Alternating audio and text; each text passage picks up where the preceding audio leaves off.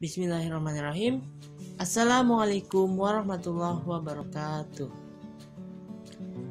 Pada kesempatan hari ini, saya Galirai Pradana, perwakilan dari kelompok 6, akan menjelaskan tentang unit 6 di mata kuliah Pendidikan Sosial Budaya yang membahas peran hukum dalam kehidupan masyarakat.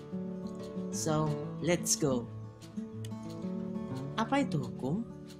Hukum adalah himpunan petunjuk hidup. Yang dimaksudkan adalah berupa perintah dan larangan yang mengatur tata tertib dalam masyarakat yang seharusnya ditaati oleh seluruh anggota masyarakat. Hukum ada dua jenis yang bisa kita ketahui secara dasarnya. Ada hukum tertulis dan hukum tidak tertulis.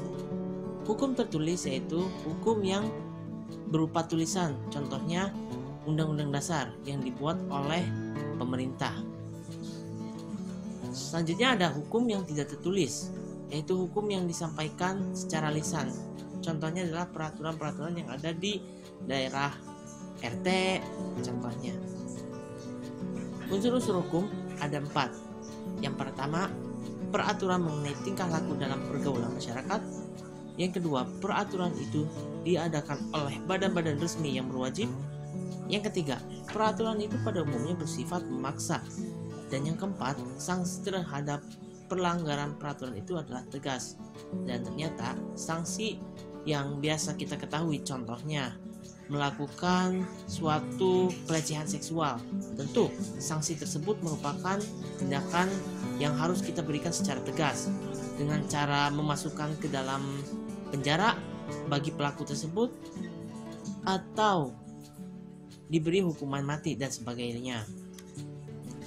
Macam-macam hukum yaitu yang pertama undang-undang, yang kedua kebiasaan, dan yang ketiga adalah traktat.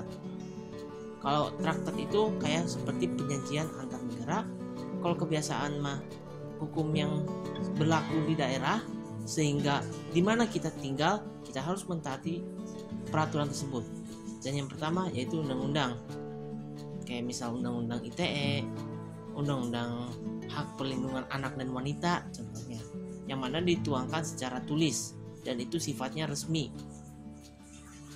Tujuan hukum yaitu yang pertama, untuk mengatur tata tertib masyarakat secara damai dan adil.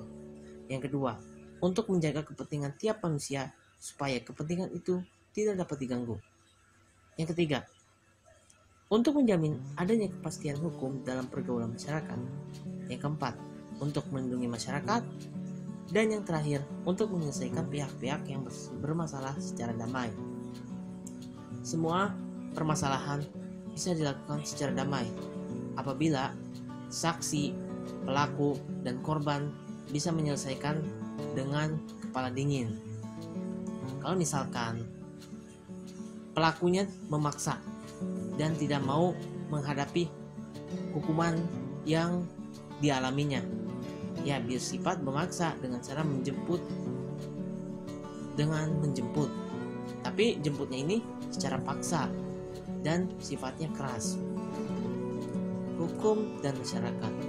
Masyarakat merupakan pergaulan hidup manusia, sehimpunan orang yang hidup bersama dalam suatu tempat dengan ikatan antara aturan yang tertentu. Nah, jadi berkaitan dengan hukum dan masyarakat itu merupakan sangat penting, sehingga adanya hukum, masyarakat bisa menyadari dan membaca secara lebih baik lagi supaya tidak terkena hukum dan menanamkan jiwa rasa peduli terhadap di sekitarnya. Nah, arti penting hukum bagi warga negara yang pertama, untuk mencegah atau menghindari perbuatan menghakimi sendiri oleh warga negara. Yang kedua, untuk menjamin terlaksananya hak-hak asasi warga negara. Yang ketiga, untuk melindungi pihak-pihak yang lemah dari tindakan kewenang-wenangan yang dilakukan oleh pihak-pihak yang kuat. Di gambar tersebut bahwa setiap daerah mempunyai cara menyelesaikan masalah yang berbeda-beda.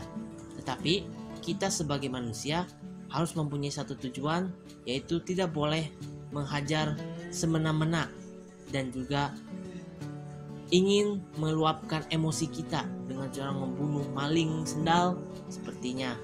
bukan sepertinya ya, tapi lebih tepatnya kayak melihat maling tapi